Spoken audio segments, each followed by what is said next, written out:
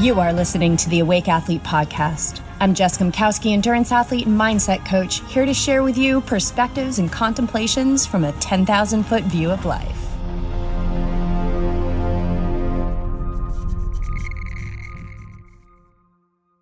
Hey everyone, welcome back to the show. So glad to have you here with me. I truly mean that. To come back for a second season, let alone come back for the next episode. You guys, I'm not dropping surface chatter information here. There is some really deep stuff moving through me. And if you're still hanging on with me, if you are eager for more, you are in the right place. You know, we're always in the right place and everything's right on time. And I think that that is a perfect segue into what I'm going to share today. We're going to talk about meditation. You know, there's so many walls of resistance to meditation, and I feel like I've heard them all. It's like when I was a massage therapist and I was like, okay, yeah, just lay it on me. Tell me why you can't use the foam roller. Come on, tell me why you can't strengthen your core. Like, come on, I'm really eager to hear an excuse I haven't heard before. And it's the same thing with meditation. You know, I can't stop the thoughts. I can't control the thoughts. I can't find a quiet place. And the mind is a thought-producing machine. So if you're new at meditation and you're going into it thinking you need to stop your thoughts, you know, you're really setting yourself up for a journey of suffering and enduring, which is not what yoga and meditation is about. That's not what the Awake Athlete life is about. As we go down this journey, as we sit despite the resistance, as we redirect when we find ourselves in thoughts and come back to the breath in meditation, as we do that over time, the mind does quiet. Every time we say, no mind, nope, we are sitting, this is my time, and we're doing it, and I will let you know, when we're done. Every time we take charge of our monkey minds, we make progress. There's no effort on this path that is a waste. Actually, this is a really cool story I'm going to tell you. So my meditation teacher worked on the university level for a while. He's done some pretty darn cool things in his life. I'll just leave it at that for now. I'm sure some stories will come out. I got to pull those stories out of him because he's not somebody that shares all the magnificence and epic things that he has experienced in his life. But here's one story which I think is really cool. So he was working in the research lab and they were doing studies on meditation. And so he would measure the brain waves and the activity in the brain during meditation. And one day this woman, she finishes her meditation and, you know, they go over the readings that they were taking during the meditation, right? So the meditator or the student or the participant comes in and she says to Meditator Bob, my meditation teacher, she says, oh God, don't even. It was such a mess. I was so busy in my mind, the thoughts, like I was going through all my to-do lists. And he says, well, you know, let's take a look. So they look at the readings, they look at the results of what was happening in her brain during the meditation, and they were able to identify that one, yes, her mind was busy. There was a lot of activity, but there was also spans of time with no activity, meaning she had spans of time in meditation. And she didn't know, because to know that your mind is quiet is not a quiet mind, right? Listen, to know that this is like something, it's going to take a second. To know that the mind is quiet is a thought. Oh, my mind is quiet. Well, your mind's not quiet. You're not in meditation if you're thinking my mind is quiet. Meditation is it's a flow state. It's a state of no mind. And the moment you realize that you're in no mind, you're back in the mind. So even though your meditations may be a battle some days, you may not be seeing all those moments where you are actually free from the mind. And I think that's a really cool story to keep in your back pocket as you continue to go down this road, as people get curious about why everything in your life is getting better and why your energy is so amazing. And they say, oh, well, I can't meditate. My mind's too busy. And tell them that story. Remember, once you realize you're in flow, no flow. No flow. And that's how it works, right? It's kind of a little bit of a kick in the butt. It's like, but I want the evidence, So go out and ask Meditator Bob what that machine is that they had her hooked up to, and you can go get one of those and you can measure all of your meditations. But if you do that, who's in control there? The mind, right? Because it wants the evidence, it wants the certainty. So I love that story. And here's another story I love because I experienced it this morning. Everything is right on time, right? I hear a lot of people say like, oh, I can't meditate because it's loud or my kids or live in the city. And the first thing I tell people is like, get in a closet. I don't want to get out of bed in the morning and open the door because I'll wake my husband up or I'll wake my wife up. I'm like, well, do you have a closet? Does it have a door? And they go in the closet. I mean, you guys, I'm in a closet right now, right? Like I record these podcasts in a closet. It's just this quiet little dark space that's cozy and warm and has good acoustics. And it's quiet in here. I love it. And it's private. So find yourself a little space and know that the peace does not need to be outside of you. Over time, it could be super distracting. Sounds outside of the room could be distracting. But when it's just like a thought. When you notice that your attention is there, it's a gentle, don't ever forget that word. It's a gentle redirect back to your breath. It's a gentle redirect back to your mantra. It's a gentle redirect of the mind to say, hey, mind, we're practicing concentration right now. And there is no thought that is more important than what we're doing right now. So come on back and let's drop into this very instant of breath. This very instant of life that we're living in. Let's feel it all. Another reason why I want to share the story I'm about to share is there's a confusion, and I had this confusion too, around, well, if we're focusing on what we want, and we're focusing on the stream of well-being, and we're focusing on positivity, does that mean like we're not supposed to be angry? We're not supposed to be frustrated? We're not supposed to be jealous? We're not supposed to be judgmental? We're not supposed to be upset with someone? And all of that it's all normal. Like, give yourself permission to be human. You're going to have waves. You are in a body, you got stuff to work out. If we were pure-hearted, we wouldn't be in a body, you guys. We wouldn't need this world of contrast to clean up our act. But we live in this world of contrast. And quite frankly, the world of this contrast is here to kind of kick and bruise us so much over time that we say, oh my God, there's got to be another way to find peace, because just when I think I find it, my vacation to the Caribbean or my raise or my new car or my new girlfriend, and then everything just kind of goes back to the way it was, because the change comes from inside. The peace comes from inside. It comes from inside. And in order to unearth that peace, to dive deep enough to touch that peace, we have to get through the layers. And as we open, you're going to feel more because you're open. You're less constricted. So, oh man, today was so good. So this morning I woke up about 6 o'clock, and to me, I was like, that's an acceptable time for BJ to wake up. So I went downstairs and I actually made an espresso, and I brought our little espresso cups upstairs, and I woke him up with, actually he was already snuggling with Clark, but I woke him up with an espresso because, I don't know, I think in my husband's eyes, that's kind of like one of the best ways to wake up ever, is to have somebody hand him a little cup of espresso. So I did that this morning, and it smells so good. If you're a coffee drinker, you know what I'm talking about.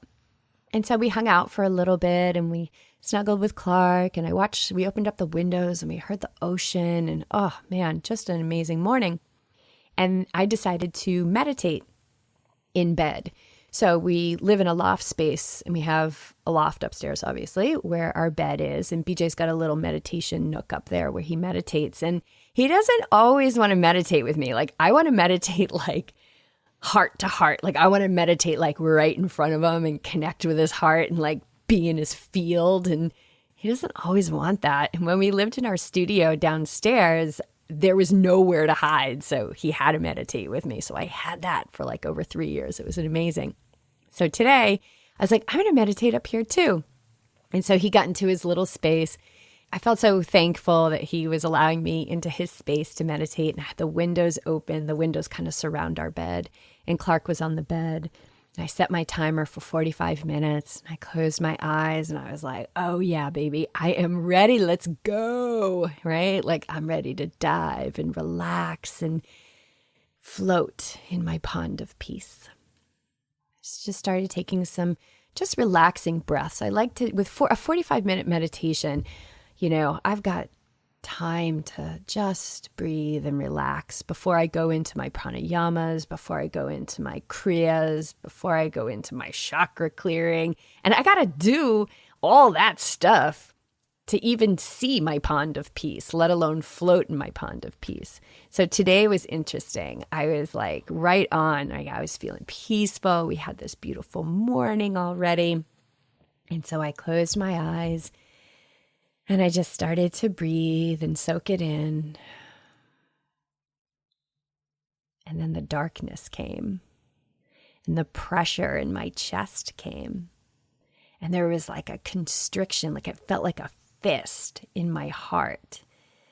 And I started to think about, BJ and I had a meeting yesterday about some things that we were going to do for Yogi Triathlete. And I made these assumptions that he didn't do what he said he was going to do. And all of these disapproving thoughts and anger and frustration started to come in, and it triggered this old story of mine, which is like, I've got to do everything by myself. And I saw like this, it was such a cool experience. And I saw this like image of me dragging everybody in the whole world up a hill, right? Like everybody who says they want to meditate and they don't do it. Everybody that says they want to be positive and they don't do it. Everybody that says they want to love more and they don't do it. You know, and BJ with his 2 tasks on my list and he didn't do it. And I'm tethered by a rope and I am lagging step after step to pull everybody up the hill. And I could see the whole thing. I could see it. And boy, could I feel it. And then the words of my teacher came in, and I just heard him say, you will be tested. The fight of the ego will grow stronger, and the road will get more narrow while the challenges get bigger.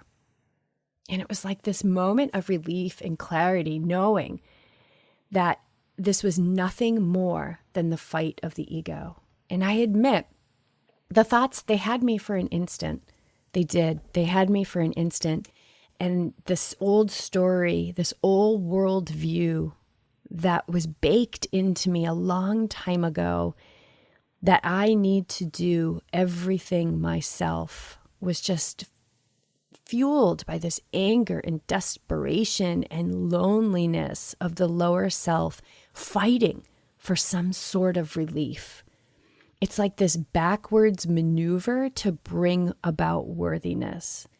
And I untethered myself. I untethered myself from those thoughts by going straight into the feeling, because the feeling was like really constricting in my heart and super heavy. And of course, then there's that voice that was like, come on, like I was so psyched for meditation. What the hell is this? So what the hell is this? This is the work. This is the work, and the freedom's on the other side. And it's the work of detachment. It's the work of feeling everything and not identifying with it. So I went straight into the feeling. It was in the center of my heart. And the next vision that came up was like this gray ball of string. Like, I feel like it's something I would find in my father-in-law's workshop. Like this, like, oh, what's this old ball of string here? Like just rigid and tightly wound and old and gray and dusty and lifeless. And I felt that it was like this ball right in the middle of my heart, and it had no give whatsoever.